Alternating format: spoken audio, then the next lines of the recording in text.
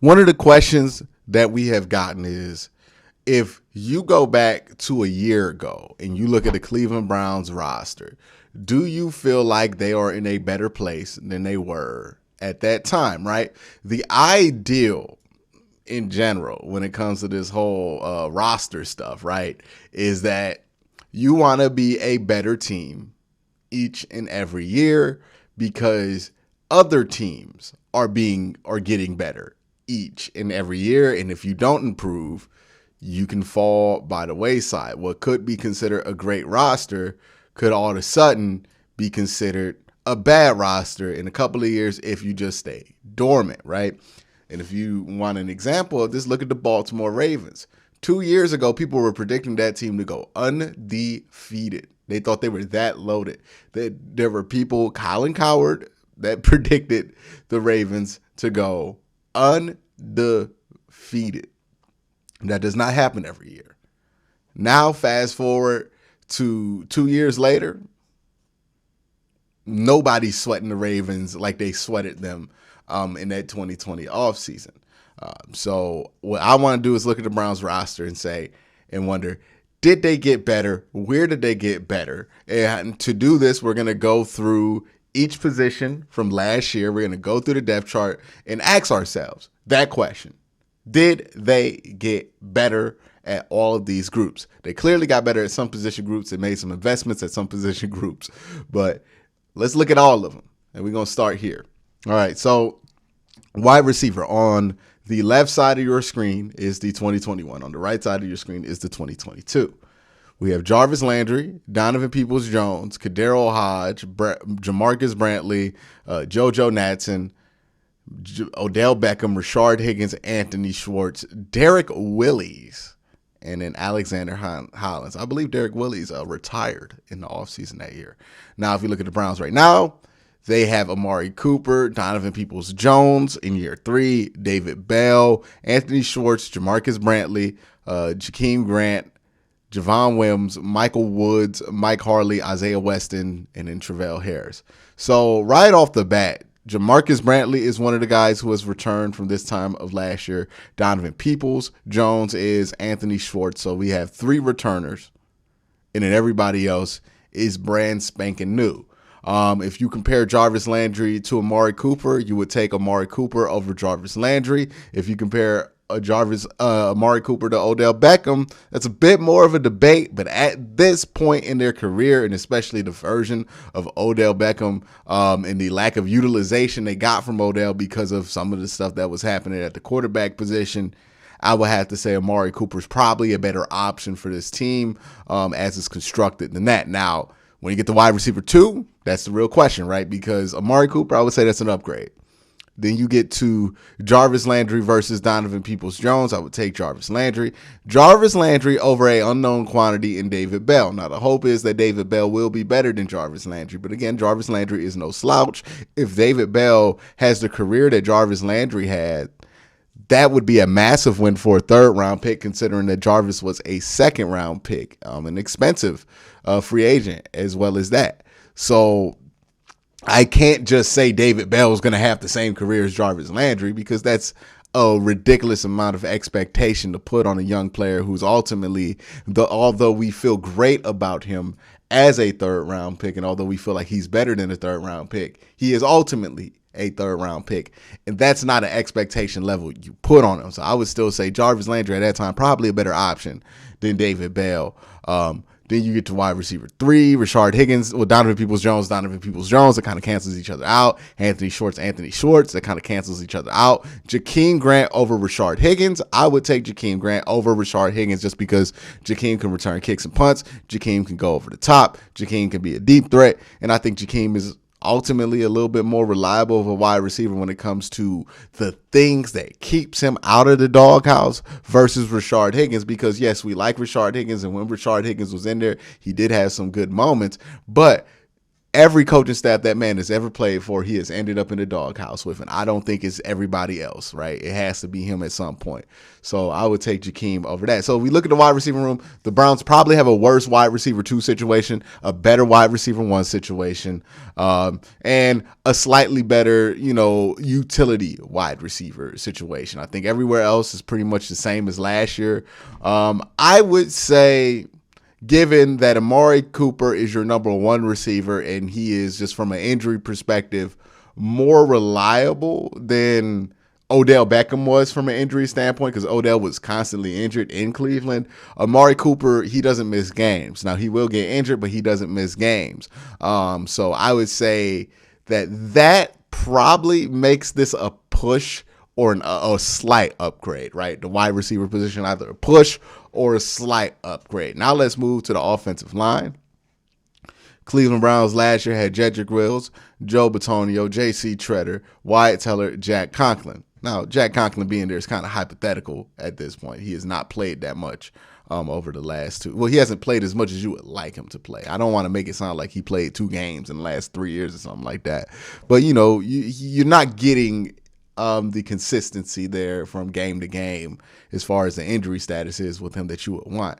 That's not his fault, but it is what it is. Again, Browns offensive line this year, Jedrick Wills, that's the same. Joe Bitonio, that's the same. Nick Harris instead of J.C. Tretter. Wyatt Teller, that's the same. Jack Conklin, that's the same. Again, like I said with that, Jack Conklin's kind of hypothetical at this point. He is coming off of a lot of injuries. I don't know if he's going to be Jack Conklin anymore, right? Like that's a question I think we're not asking as a fan base that I think we should. Is Jack Conklin going to be back to form, or is he going to be recovering from these injuries? And are we going to have to put in a Chris Hubbard, or maybe his backup from last year, James Hudson, right?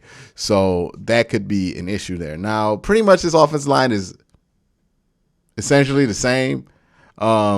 But Nick Harris is in there instead of J.C. Tretter. I would say it's a slight downgrade.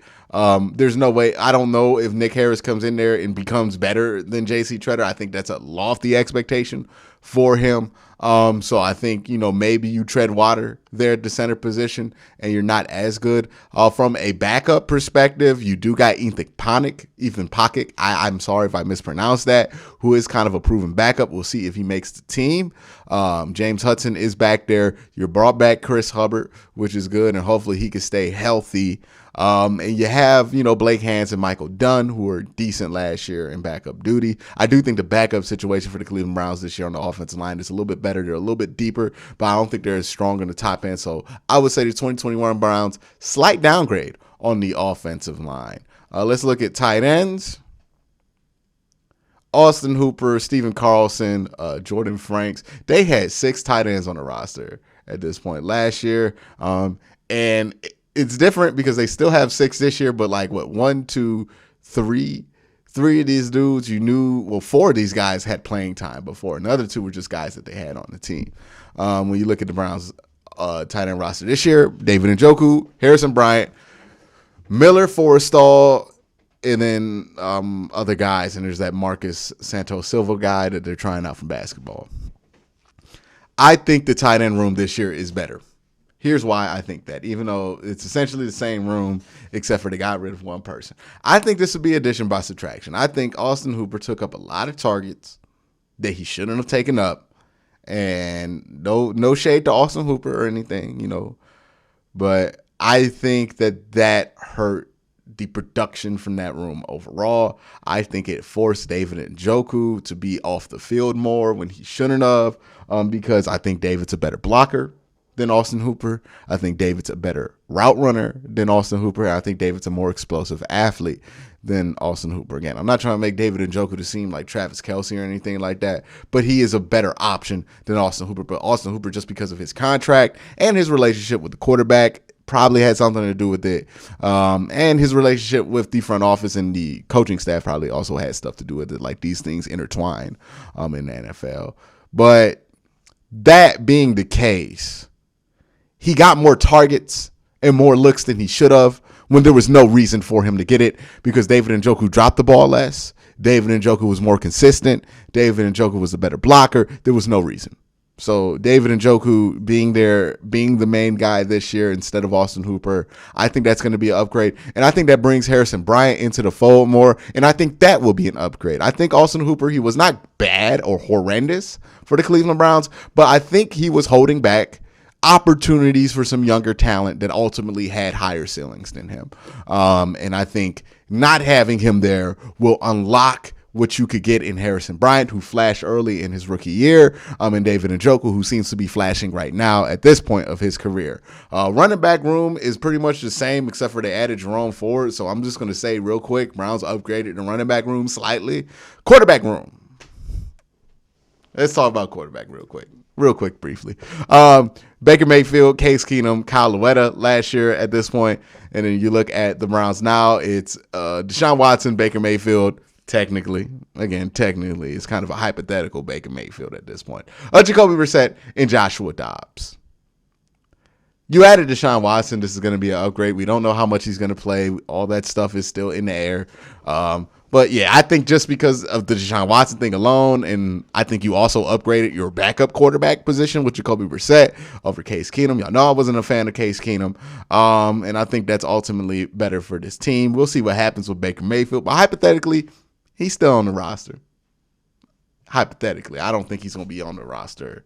Well, I don't know if I don't know if they let him. That'd be interesting to see. Do the Browns let him make a roster spot? I would not want to see him make the roster just to be useless the whole year, right? If they're not going to use him. So we'll see what happens. All right, let's look at the defense real quick.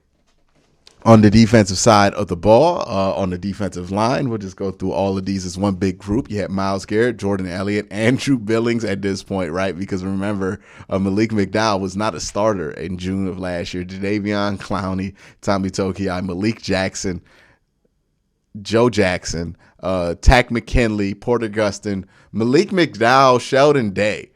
We didn't know, but we had a pretty deep defensive line room last year. Like at this point, we had no idea, but that's a deep defensive line room. I would say Joe Jackson gave you solid production last year.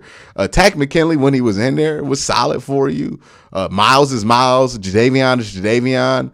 And then you really had a gem in Malik McDowell. And Sheldon Day was pretty solid for you too. That's 6 guys right off the bat that played pretty well for you. And we were screaming about how this defensive line room wasn't going to be deep. That's why I say let's wait and see what happens with the defensive line room, because we didn't think it was anything at that point last year, but it ended up being a pretty decent defensive line. Let's look at what the Browns have this year. Myles Garrett, somehow Jordan Elliott, Taven Bryant, Jadeveon Clowney, Alex Wright, Perion Winfrey, Tommy Togiai, Chase Winovich, Sheldon Day, and a bunch of dudes who probably ain't going to make the team, plus Curtis Weaver. All right, so when we look at this, Myles Garrett, obviously no upgrade. Jadeveon. Now let's see the upgrade for Andrew Billings is Taven Bryant. I do think that's an upgrade. The Malik Jackson upgrade is going to be more than likely Perion Winfrey's role. We'll see if Perion can step up and be that upgrade in that position. Sheldon Day is still going to be Sheldon Day. And then I think you're asking Alex Wright and Chase Winovich to do a little bit of what Takk did. And I think Chase to Takk is a little bit of a downgrade.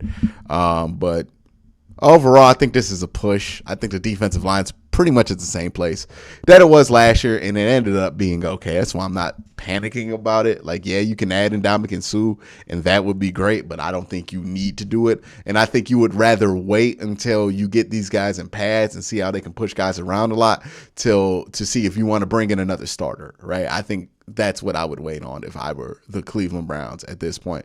Linebackers, Browns had last year JOK on the bench for whatever reason. Jacob Phillips, Anthony Walker, Sione Takitaki, Malcolm Smith, Mack Wilson, Curtis Weaver, Tony Fields, and Elijah Lee. Elijah Lee actually played some decent minutes last year.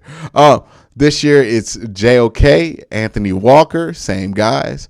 Sione Takitaki, Jacob Phillips, Willie Harvey, who's a special teamer, Tony Fields, and Kelly Silas. This is pretty much the same group from last year. I mean, the same exact group. So nothing's really changed here. We look at defensive backs. Denzel Ward, MJ Stewart, Brian Allen, AJ Green, John Johnson, Ronnie Harrison, Richard LeCounte, Grant Delpit, Greg Newsome, Greedy Williams, Robert Jackson. You look at their corner room this year. It's Denzel Ward, Greedy Williams, Grant Delpit, Ronnie Harrison, John Johnson, Richard LeCounte, AJ Green III, and MJ Emerson. The big difference here is Troy Hill versus MJ Emerson. The absence of Troy Hill and MJ Stewart versus having MJ Emerson and AJ Green in an elevated role. I think they'll be better this year. I really do. I think that added length and in having more creativity with guys in years 2, especially for this defense overall, will be helpful, just because now instead of, we can only do JOK at will linebacker because we want him to learn one position because he hasn't had that much experience yet. We are looking at this as now JOK can cook a little bit more. Now Greg Newsome, he can float from slot to boundary a little bit more, right? Now you can move guys around a little bit. You'll have a guy like MJ, have a specific role in there. But I think the flexibility they're going to get having these guys in year 2, I think Perion Winfrey makes an impact. And I think Taven Bryant's better than a lot of people are going to assume. And I think this defense does get better than they were last year, just looking at it. Now let's real quick go over the special teams. I think they upgraded at punter. I think they upgraded at kicker. And I think they upgraded at both the return slots. So special teams is a full upgrade. So has this team gotten better? Defensively, I think they got better. Offensively, if you don't look at the quarterback position, they're about the same. But if you do look at the quarterback position, they got better. Special teams, they got better. And I think the most debatable if they got better is on defense. Offensively, if you factor in Deshaun Watson, I don't know how you argue that they did not get better offensively. If you do make that argument, I don't think it's a solid argument because Deshaun Watson being there elevates the offense so much, just because with Baker, we didn't know what we were going to get from year to year with him. Sometimes he was okay. Sometimes he would be bad, right? From year to year. With Deshaun, he's been pretty good his entire career. There's been no up and down with Deshaun Watson. Like, there's been up and downs off the field, but ain't been no up and downs on the field with him, right? That's been pretty solid with him. And I think you unlock some things from your wide receivers. And I think you also have a better group of wide receivers that fit your offense a little bit better than what you had last year. I don't think last year's wide receivers were a bad fit. I just think Amari Cooper's a better fit. And then you go to special teams. I don't know how you don't argue that that's not a full upgrade at special teams from every perspective. So, yeah, have the Browns gotten better? Mm-hmm. Yes, they have. But Bengals have gotten better. That's it. Ravens ain't got better, and then the Steelers also need to get better. But the Bengals got better.